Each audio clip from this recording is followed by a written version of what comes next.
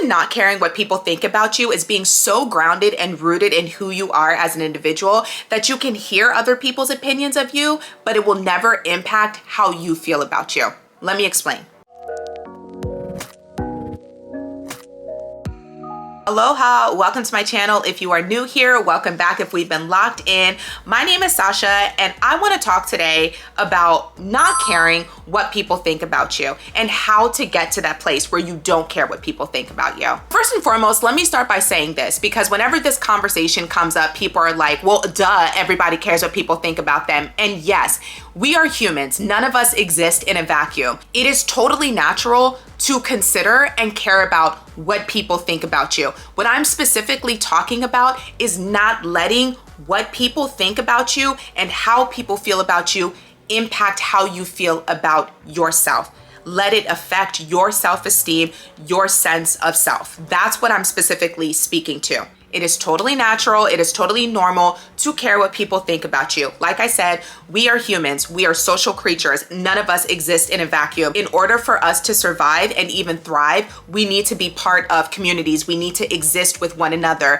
and we exist within these communities. And in these communities, we have our own cultures, and within those cultures are different standards and norms of behavior. And in order to exist, in order to survive, it is crucial to want to be in that in-group, to want to feel the love and the warmth of that community, of that culture. And so we follow the norms and behaviors of that culture to give us the most optimal chance of survival, passing down our DNA, friendship, love, community, because at a certain point, you would die out if you were ostracized from the community or were no longer a member of the in-group. That could mean the end of you and your lineage. So quite literally, at a certain point in our survival, it was necessary for us to care about what people thought about us. Fortunately, we have reached a place in human evolution where it is not as crucial and that constant caring about what other people think about us, so we're not being ostracized and excommunicated.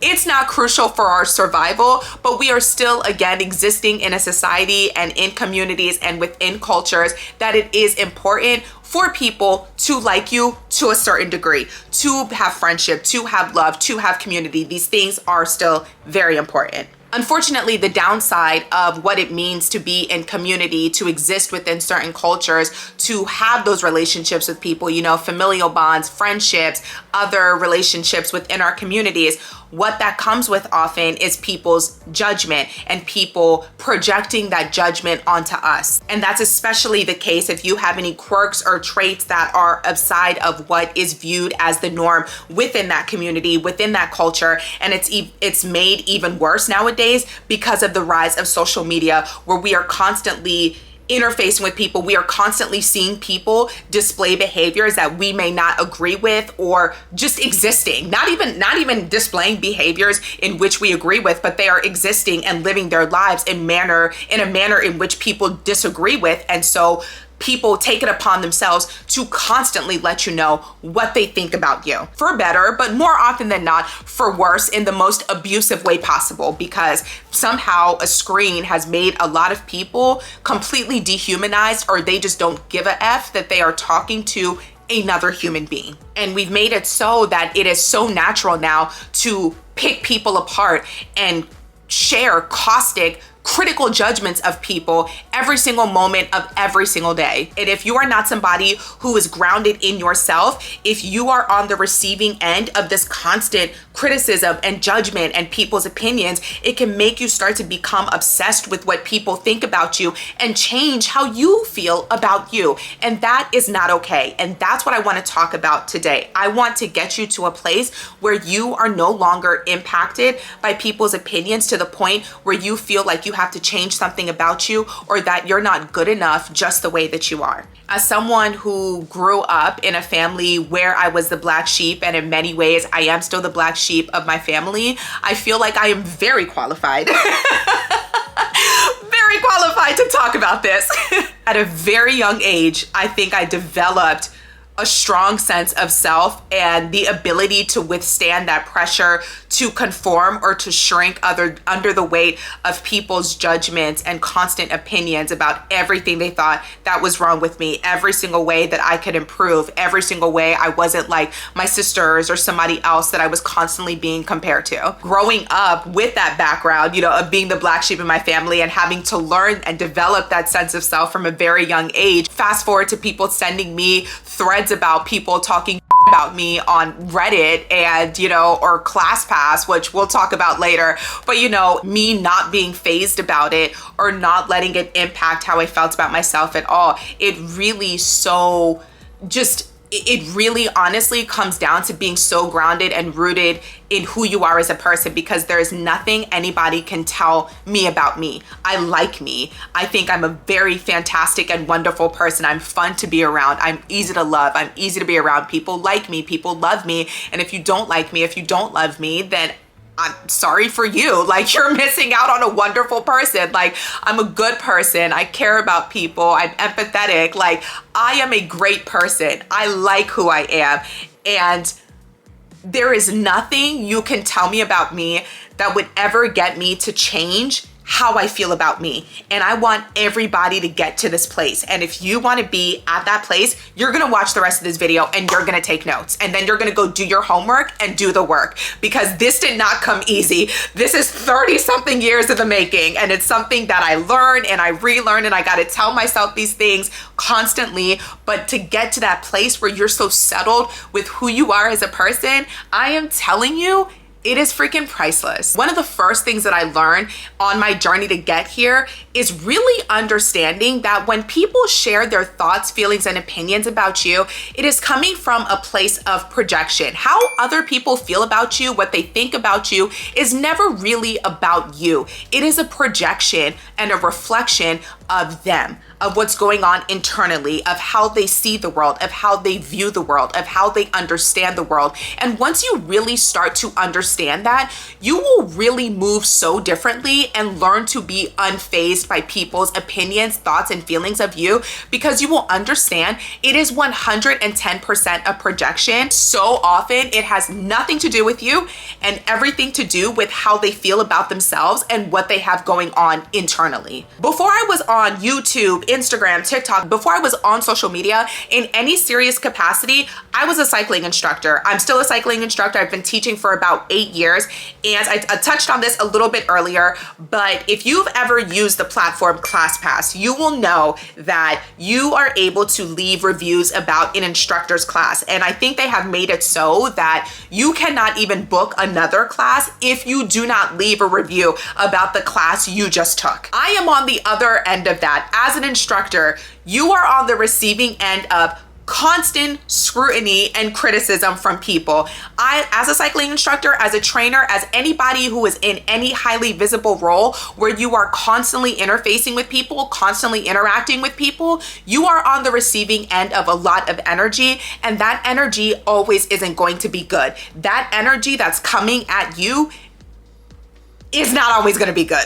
As an instructor, like nowadays, I don't read the reviews. I haven't read the reviews in years because, like I said, I am under the belief that as humans, we were never meant to know at any moment how thousands, millions of people feel about us at any given moment. Our brains are not wired for that. It is not healthy. And so for my own mental health, I do not read the comments. If you've ever left a review about me in the past like 5-6 years and it was great, thank you.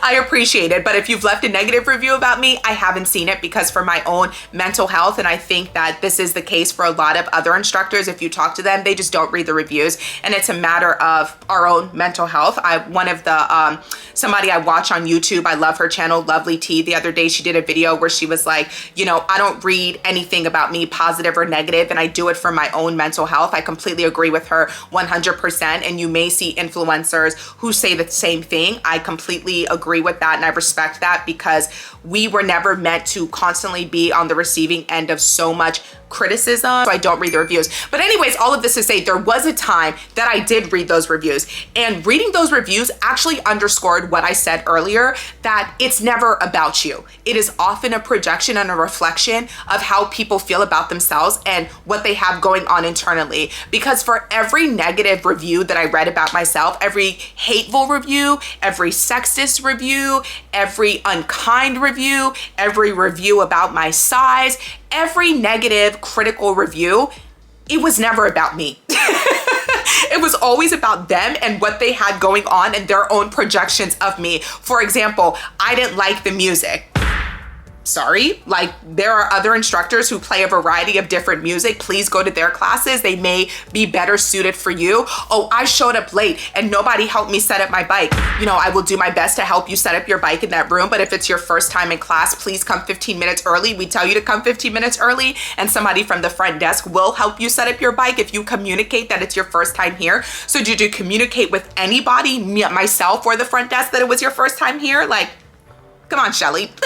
Or the instructor was bigger than I expected cycling instructors to be. Well, I'm sorry, I'm not a size 2 or 4. I don't know what to tell you, girl. I don't know what to tell you. So, you know, just constantly being on the receiving end of just being trashed for things that were completely outside of my control. You know, and it would be one thing if it was the music is too loud. Okay, we can play with the music, we can play with the volume, I can turn it up, I can play it down. I couldn't understand the instructor, great. I can work on articulating myself over the mic better. You know, it'd be one thing if the feedback was tangible things that I could do to make my classes better, to make my workouts better. But these were just hateful, abusive, caustic, negative reviews that had nothing to do with me and were about things that were completely outside of my control. So what do I look like allowing myself to be impacted and affected and allowing these things to erode my self-esteem when I'm being criticized and judged about things that have nothing to do with me, things that are completely outside of my control?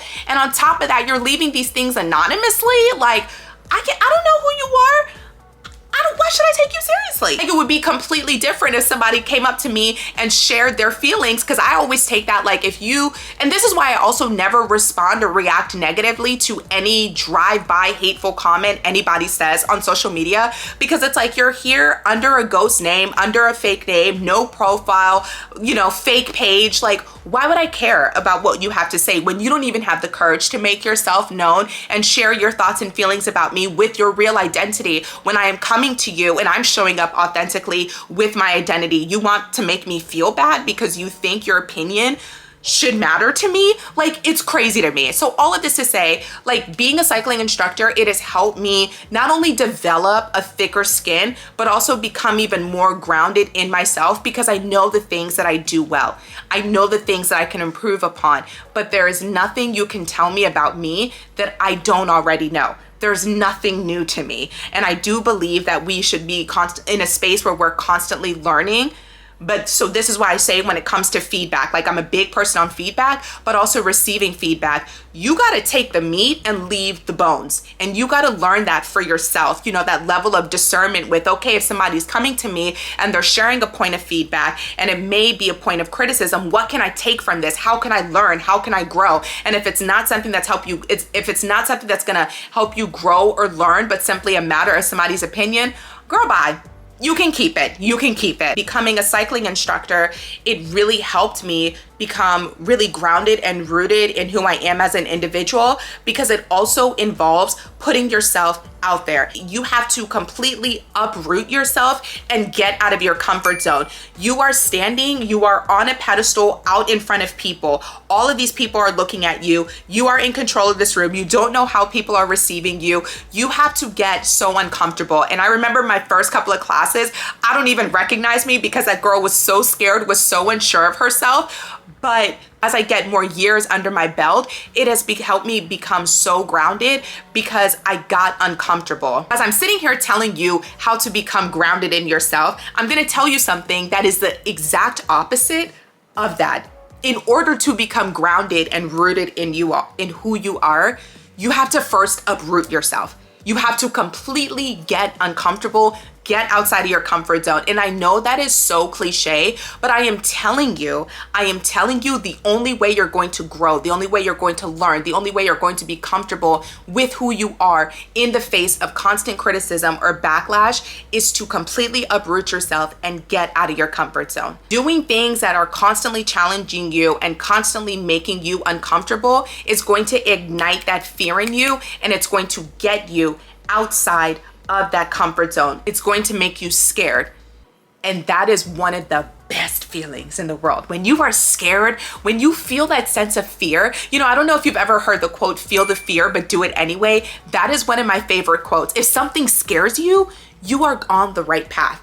Because that path right there is the unknown. I'll think about it. When we are afraid of something, why are we afraid of it? Because generally it is unknown to us. It is new. We don't know what we're going to encounter. We are out of our comfort zone. And when you are experiencing that newness, when you are experiencing that fear, it is an opportunity to grow. It is an opportunity to learn, and it's an opportunity to further grow in and of yourself, in who you are, to become rooted in who you are. So many people are led by fear. For a long time in my life, for a lot of my 20s, I was led by fear. And what does fear do? Fear drives conformity. Conformity drives staying in your comfort zone, always playing it safe. And as you are playing it safe, you are also playing it small. Like, your comfort zone will kill you. Your comfort zone will kill you because you start dying when you stop growing, when you stop learning, when you stop taking chances. It will stifle you. Your comfort zone will stifle you to the point where it will rob you of new experiences, and it can rob you of the life that is out there waiting for you, the life that is destined for you, because I'm a firm believer in what is for you shall never pass you. But how can you attain, how can you get to what is for you when you don't open up yourself to all of the goodness life has to offer? You know, I used to be, when I think back to me in my 20s, I used to be so afraid of everything. I used to be so afraid to fail. And because I was so afraid to fail, I was so scared to try. And I'm not a person of regret, but when I think about it, like, oh my God, I'm gonna get like a little teary-eyed. It makes me so sad when I think about the opportunities that I robbed myself of, because I very rarely allowed myself to do things. If I didn't know that I was gonna be good at it, if I didn't know I was gonna 100% get that thing, I would not apply, or I just would not go. I would not do things. I lived so much in my comfort zone. I lived so much in my comfort zone, and I don't even recognize that girl. It's actually crazy. I don't recognize that girl. Like, if you, oh my goodness, oh man. And so when I'm sharing these things, it's like from experience, because I've been there before. I've been in that place where I was scared and playing it safe and playing it small because I couldn't conceive that more was out there for me. I knew more was out there for me, but I was scared to do what was required of me to get to that more. What I would have to sacrifice, what I would have to give up. And what I would have to give up was my safety, was my comfort.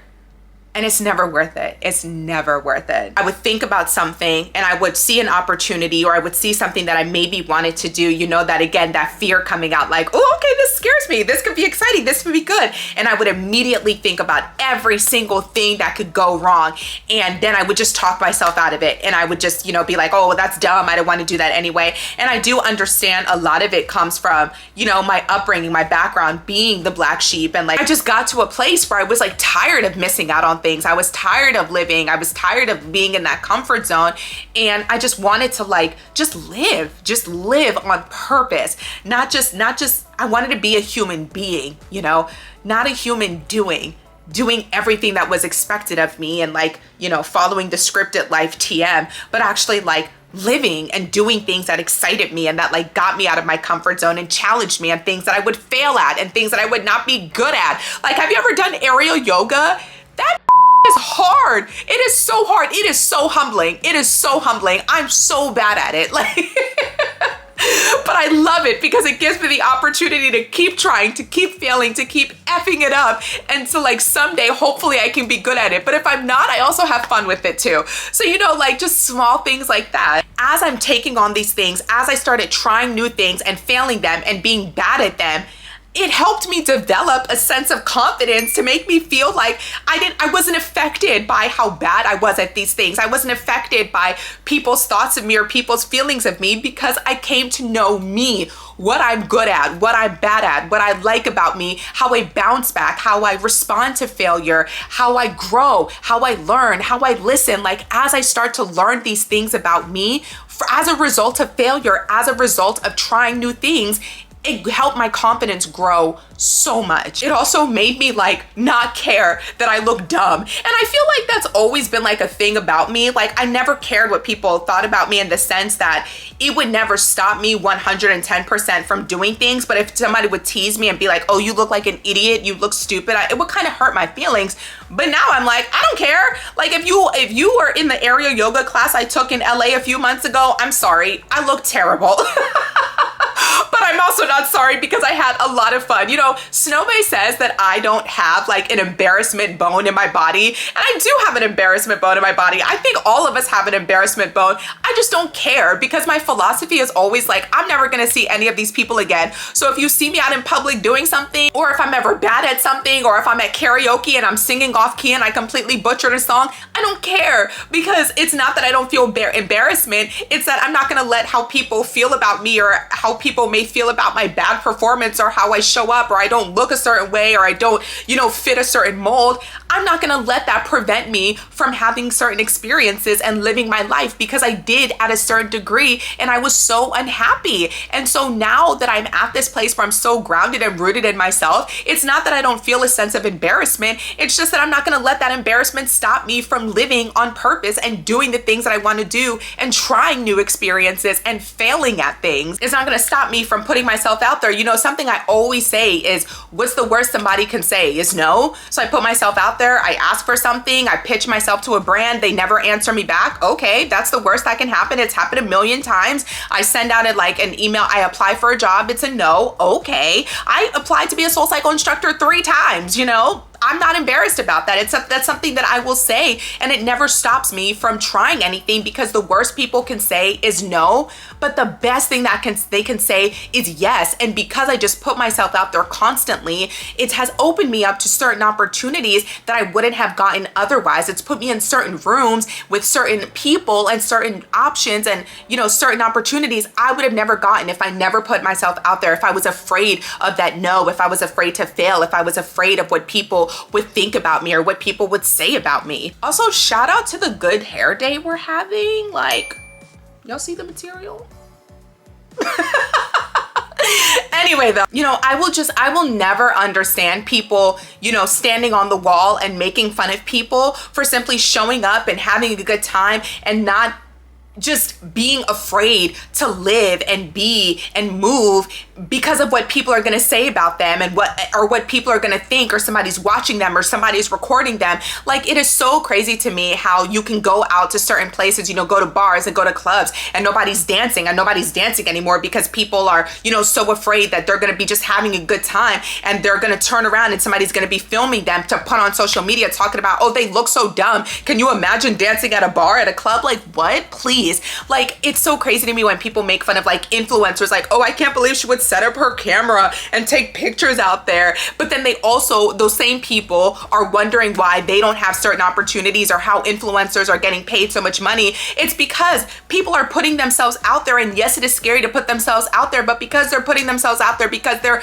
setting a camera down and recording themselves, or taking pictures and putting themselves constantly out there, they're getting rewarded for that. I think sometimes people's criticism, and this is something that I have found absolutely to be true, when people don't like you or have something negative to say about you, a lot of the time it's envy. They don't dislike you. They dislike your light. They dislike the way you shine. They dislike how people like you, love you, radiate towards you, gravitate towards you. They want that for themselves. It's not that they dislike you. It's that they envy you, and they don't even envy you so much as they want that for themselves. This goes back to what I said earlier earlier about how when people share negative things about us or critical things or judgmental things, a lot of the time it has nothing to do with us and everything to do with themselves. In absence, a lack they feel in themselves, and they are projecting that on to you. I'm at this place in my life where I can look back to that girl in her 20s who was so afraid,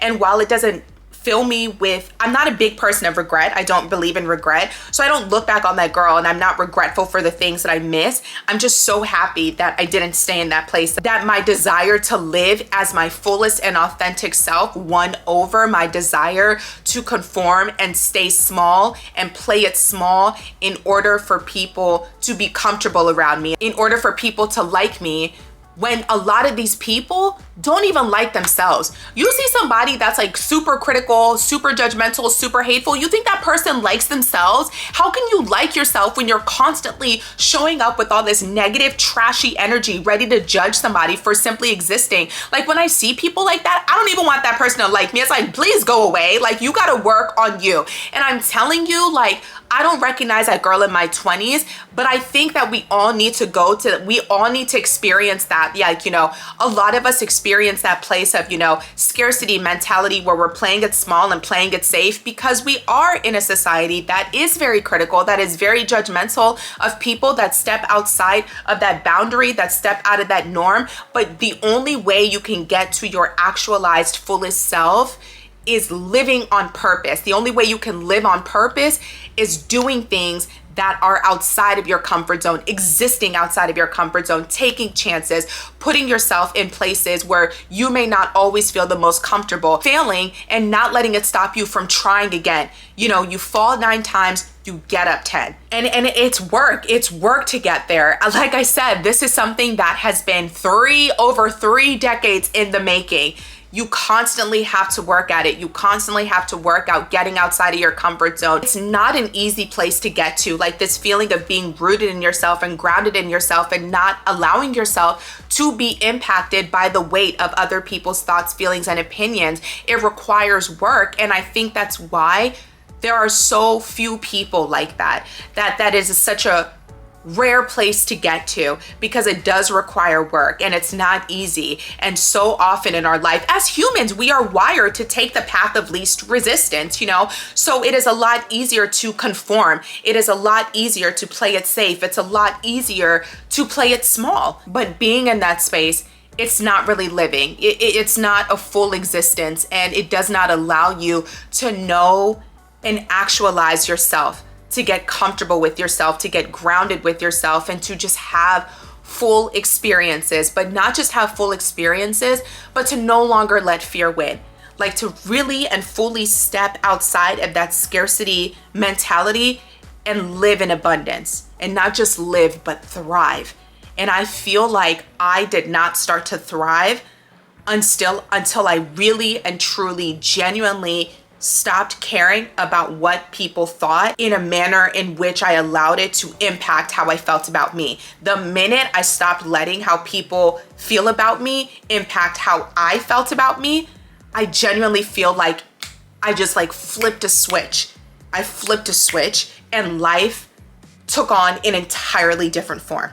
But it's gonna require work. It's gonna be hard work, but I promise once you get there, ain't nothing like it. Ain't nothing like it. If you're gonna only take away 4 things from this video, it's gonna be why did I say A? I'm saying 4 things. Okay, one thing, recognize that how other people feel about you, it often has nothing to do with you. It is so often a projection and a reflection of how they feel about themselves, how they view the world, and whatever is going on with them. How people think and feel about you is none of your concern, is none of your business, and more often than not, it has nothing to do with you. Number 2, get the F out of your comfort zone. Legit, get out of your comfort zone and start doing things that are gonna challenge you. If it's not challenging you, it is not changing you. And if it is not changing you, you are staying it small, you are playing it safe, and your comfort zone is where you die. Number 3, when you know yourself, when you love yourself, how people feel and think about you cannot shake you. It cannot influence you. It cannot impact you. So know what it is you do well. Know what it is you like about you. Know what it is you love about you. If you got to set up affirmations all the way across your living space, do that. But know what it is you like about you, what you feel the most confident about. Know the core of who you are as a person so nobody can penetrate that and allow their thoughts and their feelings to change your core. And number 4, this is so important too, because I noticed when I started to develop this mentality, when I fully stepped into my abundance mentality, the type of people I hung around. I won't say the type of people I hung around, but I will say the type of energy that I was attracted to started to change. Be so mindful of who it is that you are spending time around. Be around people who empower you, who motivate you, who inspire you, who speak life into you. There is nothing worse than being around somebody who calls themselves your loved one, a friend, a family member, etc. Sometimes those people be your biggest ops. They will be the people who will jump to criticize you. They will be the people who will tell you everything that's wrong about you. They won't clap when you win. You know, they're secretly jealous of you, or they're secretly envious of you, and they're rooting on your downfall. If the first thing that, be mindful of those people. And you'll know them in your circle because they won't clap when you win, or they're always ready with something negative. You know, oh, she thinks she's all that, or oh, you think you're better than me, or, you know, they're always ready with something negative, caustic, or joking in nature, you know, very sarcastic, but it's actually how they genuinely feel about you. Now, I'm not saying surround yourself with yes men and yes people. That's not what I'm saying, but just be aware of the people who proclaim to be brutally honest when they're always cutting you down or sharing an opinion, and then if you counter it, you become sensitive or unable to take criticism. People who are brutally honest are people who are very hateful towards themselves. They have a bitterness within themselves and they don't like themselves. And so they are just projecting all of this self-hatred onto you, every negative thing they feel about themselves, because they don't love themselves. They're not able to love and like others, and they will project that onto you. So be so mindful of people you're around. Be only around people who empower you and speak life into you. And those people, yes, they can criticize you, but be mindful of the criticism that you are receiving. Because another thing I notice about people who say they're brutally honest, or they just tell it like it is, when somebody loves you and cares about you and they're giving you criticism from a place of love, they will be more interested in delivering that message in a manner that you will respond to, that will highlight what they think it is that you can improve upon, while not attacking who you are as a person. You know, it will simply be about what it is that you can do well, or this point of improvement, instead of an attack on your character or your personality or who you are.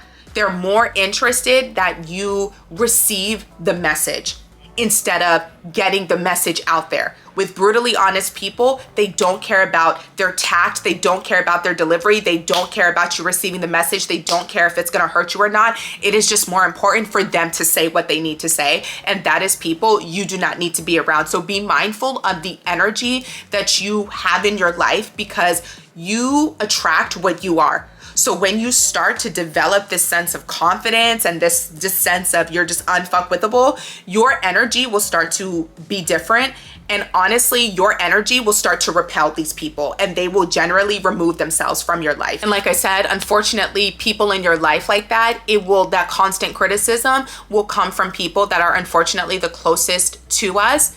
But that is only an opportunity for you to build better relationships with people, more impactful relationships with people who actually like you, who care about you, and who want to see you shine.